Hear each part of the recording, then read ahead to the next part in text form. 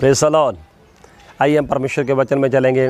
दूसरा कुरिन्थियों और उसका 9 अध्याय और 6 वचन से लेकर 8 वचन तक हम पढ़ने के लिए जा रहे हैं और हम दान देने के बारे में देखने के लिए जा रहे हैं। और ये मसीह की देह में बहुत महत्वपूर्ण सेवकाई है और बहुत अद्भुत सेवकाई है कि हम परमेश्वर के राज्य में दान दें।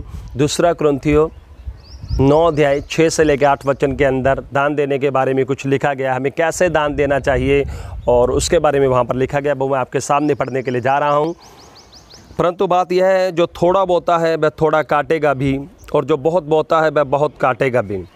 और आप देख सकते हैं और 6 वचन में क्या लिखा है, दान को यहाँ पर एक बीज के रूप में दिखाया गया है, धन को एक बीज के रूप में दिखाया गया मेरे प्रियो।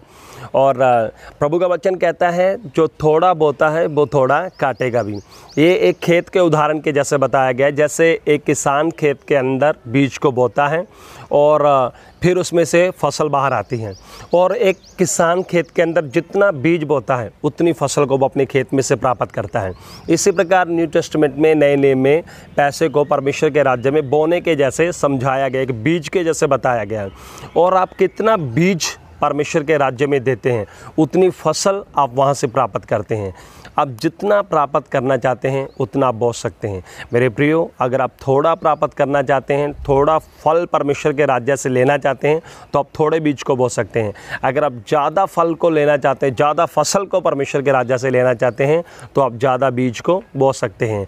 आपके काटने का स्तर, आपके काटने का लेवल आपके देने के स्तर पर है। आप जितना दोगे आप उतना हासिल करोगे, आप कम दोगे आप कम हासिल करोगे, आप ज़्यादा दोगे आप ज़्यादा हासिल करोगे। ये आपके बीज के ऊपर टिका हुआ है, ये आपके बीज के ऊपर निर्भर करता है कि आप कितना बीज, कितना धन परमेश्वर के राज्य में आप दे रहे हैं। और ये बहुत महत्वपूर्ण विषय है मसीह की देह के अंदर, जिसको आपने समझना है और इसको आपने सुनना है। ज़्यादातर लोग इसको सुन नहीं पाते क्योंकि वो इसको अलग अलग बातों से देखते हैं। जब भी कोई व्यक्ति प्रभु के वचन से धन के बारे में बात करता है तो बहुत सारी गलत धारणाएं सुनने वाले के हृदय में और विचारों में चलने लगती हैं।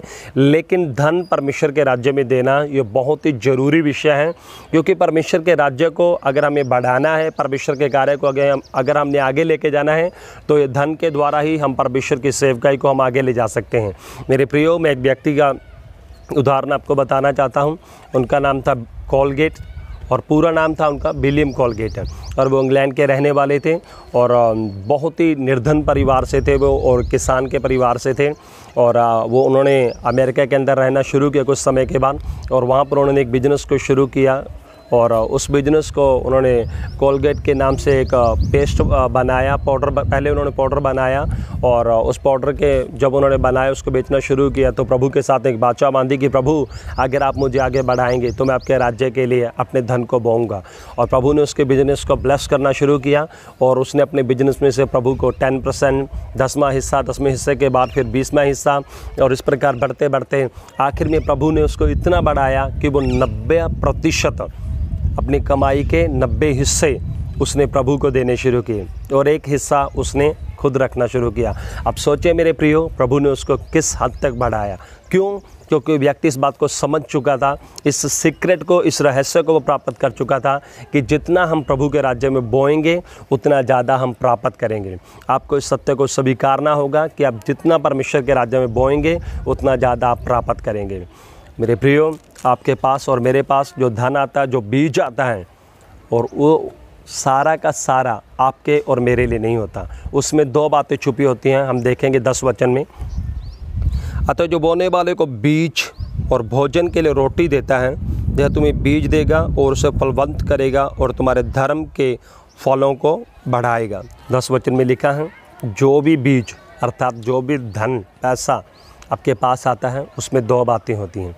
एक आपका बीज होता है और एक आपकी रोटी होती है। रोटी मतलब जो आपने अपने लिए इस्तेमाल करना है, बीज मतलब जो आपने खेत में बोना है, अर्थात परमेश्वर के राज्य में बोना है। अगर आप परमेश्वर के राज्य में बीज को नहीं बोते तो आप फसल को हासिल नहीं कर सकते। कई लोग फसल को तो लेना चाहते हैं लेकिन बीज को बोना नहीं चाहते। तो मेरे प्रियो, ये सृष्टि का एक नियम है, अगर आप बोओगे तो उस समय ही आप काट सकते हो। इसलिए आपके धन में दो बातें होती हैं, एक आपके यूज़ करने के लिए आपका भोजन होता है और दूसरा परमेश्वर के राज्य में बीजने के लिए बीज होता है। और आपने सारे धन को अपना भोजन समझकर आपने खाना नहीं है, उसमें से परमेश्वर के राज्य के लिए आपने बीज को अलग करना है और उसमें से आपने अपनी ज़रूरतों के लिए भी उसमें से आपने अलग करना है। और इन दोनों ही बातों का हमें ध्यान रखना है। मैंने अपने मसीह जीवन में इन बातों को देखा है। और जब हम प्रभु में नहीं होते उससे पहले हम बहुत सारी जगहों पर अपने धन को देते हैं और बहुत सारी व्यर्थ बातों के लिए बहुत सारी गलत जगह पर हम अपने धन को देते हैं।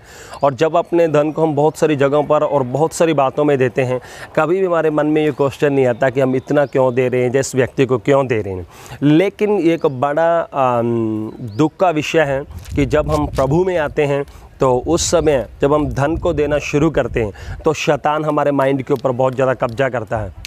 और शैतान हमारे मन के ऊपर कब्जा करते हुए वो हमें बोलता है कि तुम इतना परमेश्वर के राज्य के लिए क्यों दे रहे हो, तुम इस व्यक्ति को परमेश्वर के राज्य के लिए क्यों दे रहे हैं। ऐसी बहुत सारी बातें वो आपके दिमाग से करता है और आप उस शैतान की बातों को सुनते हुए और उस आत्मा को अपने मन में कार्य करने देते हो और धीरे धीरे वो आत्मा आपके माइंड को बांध देती है, आपके दिमाग को बांध देती है और धीरे धीरे आपके अंदर एक कंजूसी का आत्मा कार्य करने लगता है और आप परमेश्वर के राज्य में अपने धन को देने के प्रति आप कंजूस हो जाते हैं और आप परमेश्वर के राज्य में अपने धन को नहीं देते। लेकिन मेरे प्रियो, ये शैतान का कार्य है जो आपके धन को परमेश्वर के राज्य में खर्च होने से रोकता है। आपको अपने धन को परमेश्वर के राज्य के लिए इस्तेमाल करना है, अपने हृदय को खोलना है, अपने आत्मा को खोलना है और परमेश्वर के राज्य के लिए आपको अपने धन को देना है। और आपका धन जो आप प्रभु के राज्य में बो रहे हैं उसका आपको एक महान प्रतिफल है, इस संसार के अंदर भी और इस संसार के अंदर अनंत काल के अंदर भी। जो कुछ आपने बोया है आप धरती पर भी 100 गुना प्राप्त करेंगे और आप अनंत काल में भी आप 100 गुना प्राप्त करेंगे। इसलिए आज से अपने हृदय को खोलें और अपनी विचारधारा को परमेश्वर के राज्य में धन देने के प्रति, बीज देने के प्रति उसे बदलें और आप अपने आप को इस कंजूसी की आत्मा से आज़ादी में लेकर आएँ और अपने जीवन में एक छुटकारे को आप प्राप्त करें और परमेश्वर के राज्य में अपने हृदय को खोलते हुए, अपने दिल को खोलते हुए परमेश्वर के राज्य में अपने धन को ज़्यादा से ज़्यादा बीजें और जितना बीजेंगे उतना आप प्राप्त करेंगे और आपके धन के द्वारा परमेश्वर का राज्य और आगे बढ़ेगा। और ये आपके लिए बड़े सौभाग्य की बात होगी कि आपके धन के द्वारा परमेश्वर का राज्य आगे बढ़ रहा है। प्रभु इस वचन के द्वारा आपको आशीष करें। अगर आपको ये वीडियो अच्छी लगी तो प्लीज़ आप इसे लाइक और शेयर कर सकते हैं। प्रभु आपको ब्लेस करे। God bless you.